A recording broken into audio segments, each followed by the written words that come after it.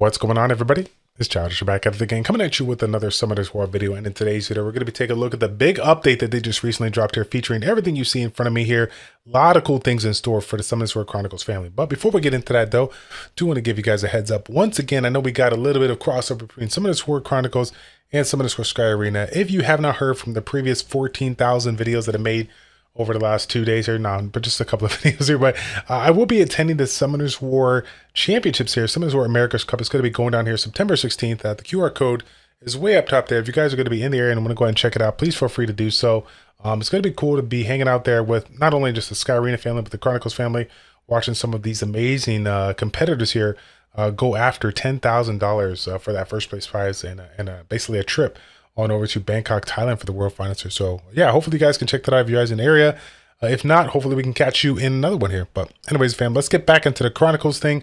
Yeah, I guess you guys can see a lot of cool things to go over here. We're going to start from the very top here of the update. Taking a look at the monster level expansion. So I think this is really good. I didn't think they were going to introduce this as quickly as they did, but I'm happy to see it to do it because it's going to give people just that little bit of gap that they need to improve their overall combat power to do some of the harder things that are currently available in this game here. So as you guys might have guessed, with regards to the level changing, we got a couple of other things changed here, which of course the first thing is going to be the transcendence level here. So now instead of it being 60, 62, 64, 66, 68, 70, now it's going to be every 4 levels: 64, 68, 72, 76, 80, so on and so forth, right?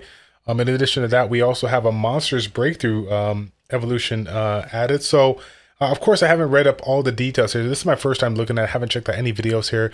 Can I assume that the first, monster levels, level 1, maybe the awakening is level 2, and now we have the evolution, level 3 and level 4 after that? Is that the case? I'm curious if that is the case on it here. It looks like these are the materials that we're going to need for that, so we can get that done here. So yeah, correct me in the chat down below if that is the case, because I'm curious to see how it's going to go down, because it's interesting to see that the evolution is not only going to require some of the new resources here, Breath of Gold, but it's also going to require some additional monster pieces from this here. So that's pretty interesting given the fact that we need that for the Awaken. But again, if we're going to be taking our units to the highest level possible, I can see why they would want us to utilize it. And let's not forget that they do have a really good summoning system right now with the blessings and to allow us to get the pieces that we want when we need them. Okay, so soul connection requirement level change. Funny enough, I don't know if you guys have been using this all too much. I personally haven't used it all too much because I didn't have the runes to back it up here, but now clearly they're going to be changing it. So it's going to change from 70 to level 80 since that's a new level expansion, or the new maxed out expansion here. So in addition to that, they also have artifacts that are going to be available for the monster here. So this is something that I was really surprised they introduced so quick. I mean, that being said, I guess it is a year going into the game here, but yeah, I was surprised to get this in. So looks like they're going to be having artifacts, obviously, set with regards to whatever class you are here. As you guys can see, we got a couple of different ones to include a couple from each specific class, right? Archetype, so to speak here. So I do like the fact that they are, doing what, Sky Arena does and kind of limiting it to a specific class per se. There's certain units out there that you can make an argument for a lot of these improvements here, but it looks like I said, they're going to keep things simple, just kind of limit them to a couple per archetype here. So yeah, it won't be too crazy from the jump here. So that is by the way, this is the first hero grade list. So these are going to be kind of some of the more better ones per se. Under that's going to be the rare grades. So you guys can see the difference as far as the overall quality, looking from the heroes, right, to the rares. And then, of course, scrolling down to the magic and normal, so on and so forth. Again, just keep in mind that, similar to how we would say in Sky Arena, yes, if you cannot get the hero grade versions and rare grade versions or whatever, from the get-go, utilize what you got. Any opportunity to improve your overall stats is going to be useful for you. But down the road, you're obviously looking to get the best ones possible here. You want the highest grade possible with the best, stats possible on those here. So yeah, keep that in mind. Now, moving on here, got a couple of changements or a couple of additions with regards to the artifacts here. As far as the artifact enhancement goes, it looks like it's going to increase by a fixed amount with every enhancement. So again, nothing too concerning. This is kind of something that we would kind of expect from come to us, given our experience again with Sky Arena. And it looks like we similar to what we have with regards to the runes.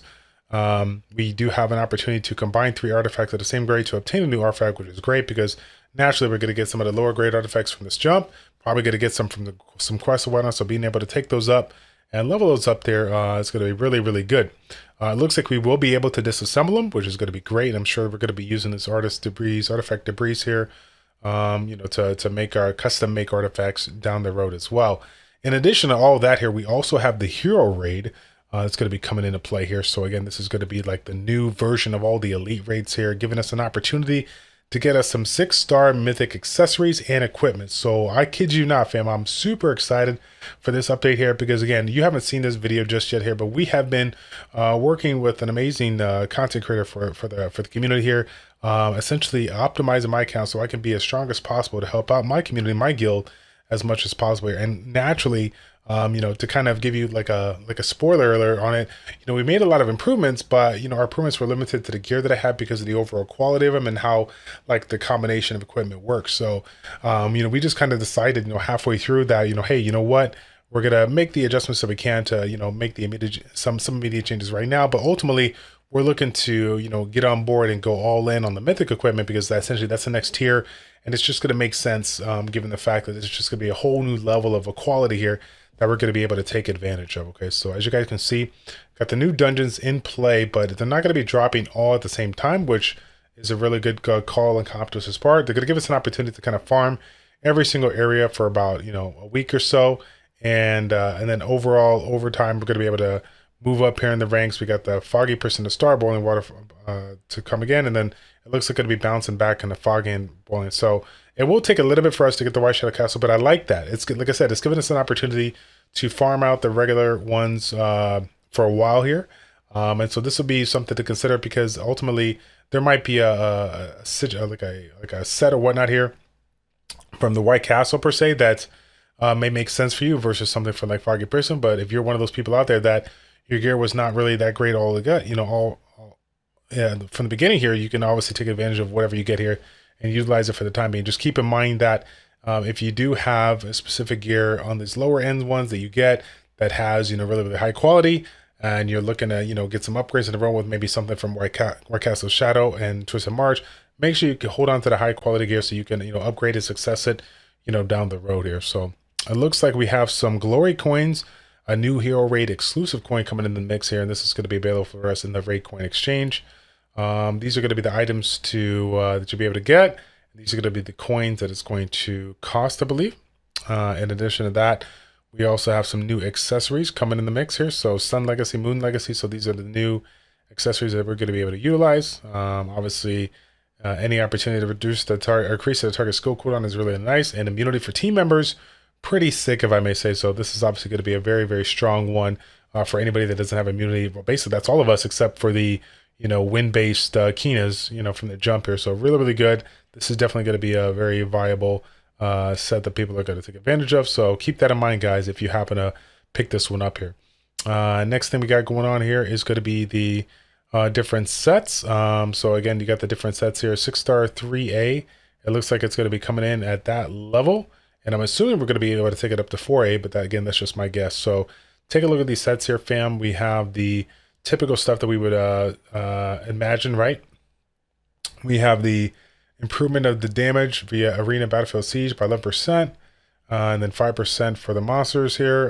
Some of these other ones are going to be, it looks like they're going to be a little bit lower grade, but if you take a look that the adjustments on the overall percentages change depending on what set it is. So if you're one of those people out there that are looking to go all in on the damage that your monsters, some of the, I stand corrected here.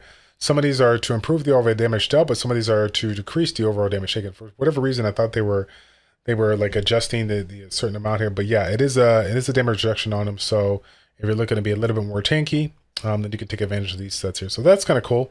In addition to that, we also got some improvements when it comes to mana regen here.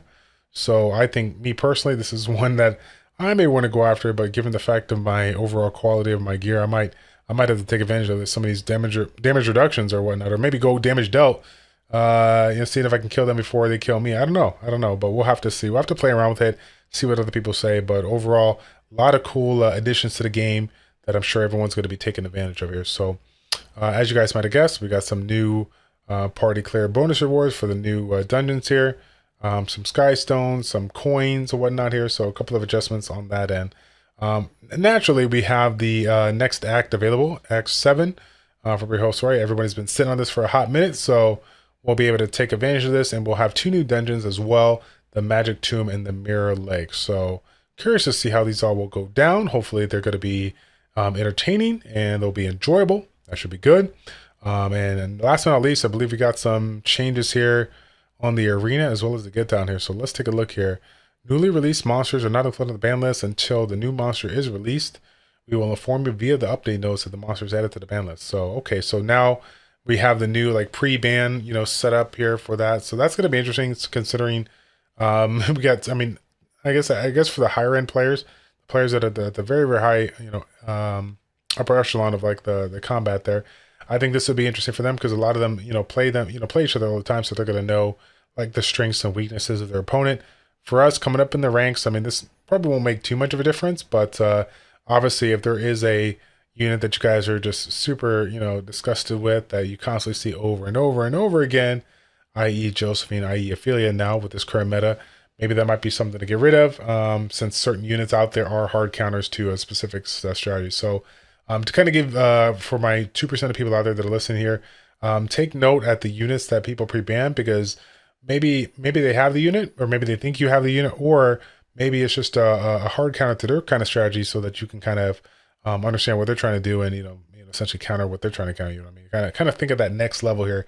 That's something that we had to think about a lot in Sky Arena. So hopefully you guys can take that tool with you to allow you to climb up in the ranks and get yourself some free rewards at the end of the week. So next one up, we got the Guild Town here. So a couple of changes have been made. A Guild Town Energy Tower provides energy. And it looks like we have some new construction level costs at the Guild Town as well. These are the different crafting materials that we're going to need. So keep an eye out on that if you haven't farmed enough of those already. And as well, we have the guild crafting table that's going to be available for us right now. And now the guild, the different levels here and the costs are going to be as follows. So kind of take note for as well if you guys are looking to check that out here. I'm curious to see what these. I want to see if there's like specific recipes now. These are guild only recipes. I'm curious to see if anyone are going to be viable, like things that we're going to use. Obviously when I think about, guild specific recipes and whatnot, I think about the hot springs and the utilization of like a damage based potion or whatnot for the guilds. I'm hoping that there's something new that we can incorporate either for Siege or just for regular PvP. That'd be good. Let's see here. So a couple of changes. Oh, collection challenge is something you guys should always be checking on every couple of weeks for sure. So keep that in mind because this is not just something that's happening globally around all servers here.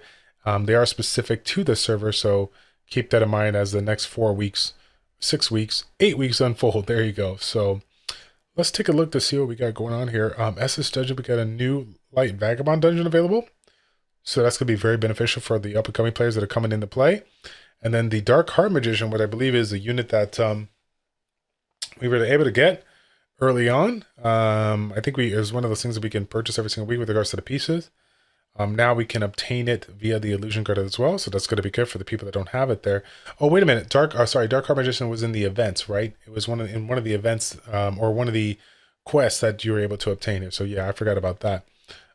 So now they're going to be available in the Kairos illusion as well. So this will be one good unit that you guys can pick up on and get the Awaken 15 fairly quick. So, oh man, we got some new, I guess, skins or whatnot here for the oracles. We got the Battlemate oracles coming in, and looks like we got some changes for the vampire hunters as well. If you guys are you're big into skins. I'm not a big fan of the skins. Never really been good. I'm just trying to keep up with the regular skins. I'm trying to keep up with all the all the items that we can craft or whatnot, just for the overall gear for the summoners as well. Just the regular crafting that I haven't been able to do. So outside of that, a couple of additional quality of life improvements. The method of resetting a Treasure Wisdom book has been changed. It looks like we got a couple of changes here. The mileage as well. Looks like the adjustment's going to be made, so we get a little bit more, which is good. Felt like we weren't getting enough, so I'm glad they made the adjustment on that. And then we have some new products into play. Looks like this, I guess, a new packages or whatnot. When you obtain it, those pop-up packages. That's what I'm guessing. And they took away the other ones here. So I wonder why they took these away. Maybe it's just because they were just getting a lot of response on that, but that's cool. You know, whatever. A cleanup, less pop-ups is good for me. I'll tell you what. So, again, a couple of more quality of life improvements, but I think the big things are already kind of sent out there. A lot of these things have, like, I feel like this, like a lot of this chat stuff here.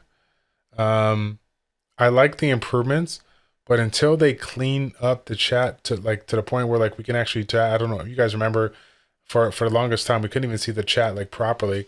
Hopefully they got that figured out. I mean, I see they're adding all these features here, but if the chat is still buggy, then we're not going to be able to take full value of this. So I hope they make the adjustments on there. And then it looks like we got a couple of matchmaking things going on. I don't really know if I don't really know if I experienced any of these as a, versus, party leader versus party member, but it's good to know that they are constantly looking at some adjustments they can make to make our overall user experience, that much more better. But outside of that, fam, a lot of random issues that we don't really need to go over. Obviously there's a lot of things to do, but I wanted to touch on the big stuff here. Obviously, monsters, summoner levels, the monster levels, the artifacts, the breakthroughs, the hero raids, all that good stuff here. A lot of cool things in store. It's going to be a nice little update here. I'm curious to see how this goes out, how this plays out for the rest of the week. So again, fam, thank you guys so much for tuning into this video. I do have a video in the mix here that probably is going to be dropped here in less than 24 hours as well. I was going to put that video out today, but I wanted to go ahead and give this update video out so you guys know kind of what is going on with regards to Summons Chronicles and all the cool things they got in store for us here. So thanks again for watching. Like, comment, and subscribe, and we will see you guys all in the next one. Take care.